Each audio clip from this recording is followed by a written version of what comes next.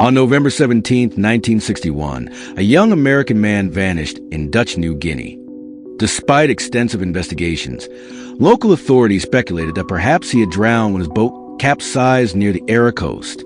But the strange thing is, his body was never found. Prepare yourself, because two extraordinary details turned this seemingly ordinary incident into a shocking and unbelievable story. First, the missing man, Michael Clark Rockefeller, was the son of a future vice president of the United States and a grandson of one of the wealthiest people on Earth. And second, contrary to official reports and detective speculation, Michael Rockefeller was not lost at sea that autumn. Instead, he met his fate at the hands of cannibal tribes of the island.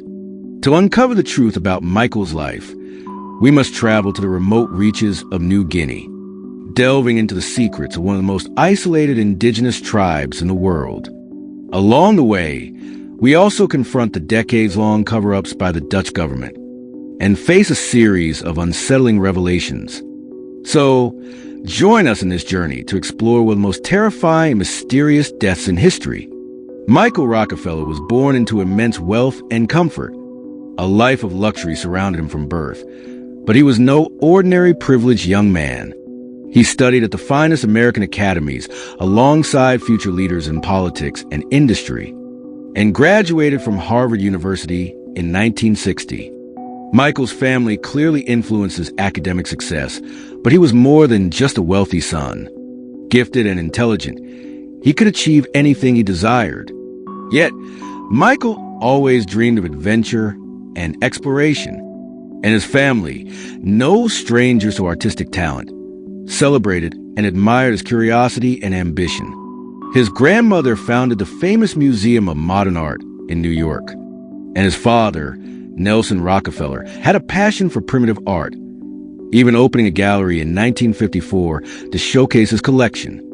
No force in the world could stop a young man determined to honor his father's legacy. In 1961, Michael embarked on an adventure to collect rare and unique art objects for his father's gallery.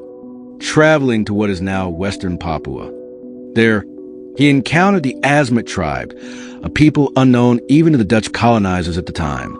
Visiting the Asmat was like stepping back in time into the Stone Age. The Asmat had no clothing or metal tools, and the wheel was still undiscovered. Yet despite the absence of technology, their skill in art and craftsmanship was extraordinary, with carved wooden artifacts now sought after by collectors worldwide. But the Asmat were far from a peaceful or solely artistic people. When not carving, they were preparing for war or practicing their ancestral ritual of cannibalism. Michael, though accustomed to luxury, did not waver. He threw himself into this mission with determination and passion. For 6 months, he lived among the Asmat, studying their lifestyle and collecting art for his father's museum. Some of these artifacts now reside in the Metropolitan Museum of Art in New York. But as you might guess, despite his success, this story does not have a happy ending. Michael spent months among the Asmat, collecting artifacts and studying their way of life. Then, alongside a sociologist named Renee Wassing and 2 local guides, he boarded a small boat to return from their expedition. For unknown reasons, just 3 kilometers from the shore, their boat malfunctioned. The guides immediately jumped into the water to reach land, leaving Michael and Renee stranded in the boat. At first, there was little concern, but as hours passed and no help arrived, the boat drifted further from shore. After 24 hours, Michael decided to act. He removed his clothing and tied several empty barrels to his waist, attempting to swim to shore. What happened next? Did Michael make it alive to the shore? These questions remain simple yet unanswered, haunting historians and investigators to this day. Renee and the guide survived. Renee stayed in the boat until a rescue team arrived, while the guides navigated treacherous marshes, forests, and swamps to reach safety. But Michael, what became of him? When news of his disappearance reached the Rockefeller family in the United States, they leveraged their wealth and political influence to organize one of the largest search operations in South Pacific history. Thousands of locals assisted, supported by ships, helicopters, and reconnaissance planes. Michael's father and twin sister even traveled to New Guinea to supervise the mission. Despite all these efforts, no trace of Michael was ever found. After 10 days of fruitless searching, the Rockefeller family returned to the United States. And 2 weeks later, the Dutch officially called off the operation. By 1964, the U.S. government formally declared Michael Rockefeller presumed drowned. At the time of his disappearance, his net worth was $660,000, equivalent to $7 million today, all of which was later donated to charity by his family. Yet suspicions and doubts about his death persisted. Many locals believe that when Michael left the boat, he was still about 10 kilometers from shore. A considerable distance, yes, but not impossible. Remember, Michael was not only an experienced Harvard crew member, but also a trained soldier and skilled swimmer. And above all, he was fighting for his life. Humans, when faced with death, can perform extraordinary feats. Yet, despite day and night searches and all possible efforts, Michael's body never surfaced. Surely, with the barrels he tied to himself, he should have floated. But nothing appeared. Could have been sharks or saltwater crocodiles. Perhaps, but attacks of this kind were extremely rare in the area, and neither predator would have consumed everything, leaving no trace behind. In the years that followed, many tried to replicate the distance Michael swam in 1961. All of them reached shore safely. And this is why some believe that Michael survived that day, only to face horrors far beyond the open sea.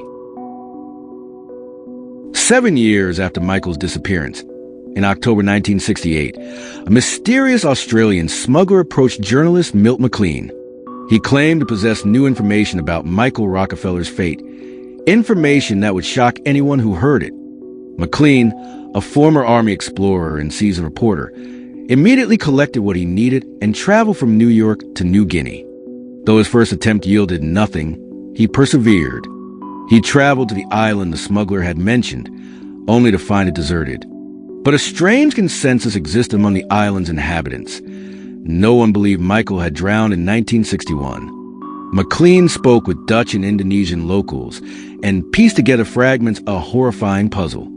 In 1957, for years before Michael's expedition, a major conflict erupted between rival Asmat clans.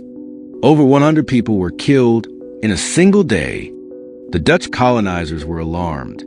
They aimed to civilize the local population, and such violence directly contradicted their narrative of success.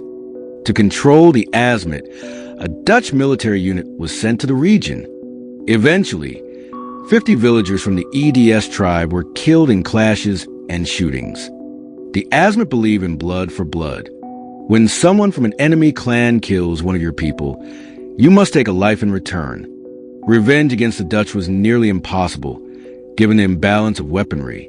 But Michael Rockefeller, he was white, and now the Asmat had an opportunity. According to McLean's theory, when Michael reached EDS village, the Asmat took revenge for the deaths of their warriors. Michael was killed, dismembered, and eaten, a victim of a brutal and ancient ritual. In April 1969, after spending 4 months in New Guinea, McLean returned to the United States. He compiled extensive evidence and concluded that Michael Rockefeller had likely fallen victim to cannibalism. McLean published his findings in a book titled In Search of Michael Rockefeller. Yet concrete proof was lacking, leaving his theory open to debate. Then, in 2014, the mystery resurfaced. Another journalist, Carl Hoffman, began his own investigation, traveling to New Guinea and examining historical Dutch archives. Hoffman discovered evidence suggesting Dutch officials and missionaries may have been complicit in covering up Michael's death. Why? Because his disappearance occurred during a politically sensitive period. The Dutch were ceding power to Indonesia, revealing that a member of one of the world's most powerful families had been killed by cannibals. Would have contradicted their narrative of a civilized and successful colonial administration. The Dutch covered it up, just as any government might protect its own interests. And the Rockefeller family? Only they and selected researchers were privy to these hidden truths. Some rumors suggest the family even sent a private investigative team to the Asmat in the late 1970s. They reportedly recovered 3 white skulls, exchanging them for a motorboat. Was one of them Michael's? That remains unknown. And here lies the haunting truth. All available evidence comes directly from the Asmat and local witnesses. It's possible the tribe claimed responsibility for Michael's death to impress the Western world, or perhaps to hide an even darker truth. Some footage collected by McLean in the late 1960s remained unseen until 2008, when Fraser Heston, son of actor Charlton Heston, used it for a documentary. One chilling scene shows the Asmat paddling towards shore in canoes, and a lone white man is visible among them, distinct from the rest. Many believe this man to be Michael Rockefeller himself. Could he have survived, choosing to disappear into the tribe and let the world think him dead? Despite the mystery, some claim that Michael now lives happily, immersed in a world he chose, far from wealth, fame, and society. The truth remains shrouded in shadows, and it is up to you to decide which theory feels closer to reality. But one thing is certain. In the remote forests and rivers of New Guinea, Michael Rockefeller's story is forever entwined with mystery, danger, and the unknown. Decades later, the mystery of Michael Rockefeller continues to captivate the world. In 2014, Carl Hoffman's research reopened old files, uncovering more evidence of Dutch cover-ups and hidden testimonies from the Asmat. Some documents suggest that officials knew far more than they admitted at the time. But even with these revelations, no definitive proof has emerged to confirm what truly happened. Did Michael perish in the hands of the Asmat, as McLean suggested? Or did he somehow survive, vanishing into the dense forest to live among them in secret? Footage collected by McLean and later preserved by Fraser Heston gives us glimpses. A white figure among the Asmat, indistinct but undeniably separate from the tribe. Some believe it is Michael himself, choosing a life entirely removed from wealth, power, and the expectations of society. Others insist the figure is a symbolic representation, a reminder of the dangers outsiders face in a world still untouched by modern civilization. The Rockefeller family, meanwhile, has remained silent. They occasionally hint that Michael found peace, somewhere far from the eyes of the world. But truth, as always, remains elusive. Every artifact, every story, every whispered account from the Asmat carries with it more questions than answers. The question remains, did Michael Rockefeller survive the ocean, only to face an even darker fate inland? Or did he succumb, his body disappearing as mysteriously as he had in life? Scholars, journalists, and adventurers will continue to search, to dig, to question. And yet, the answers may never come. Some mysteries are meant to endure, lingering in the shadows of history. And the fate of Michael Rockefeller is one such mystery. Shrouded in darkness, hidden among the rivers, forests, and rituals of New Guinea.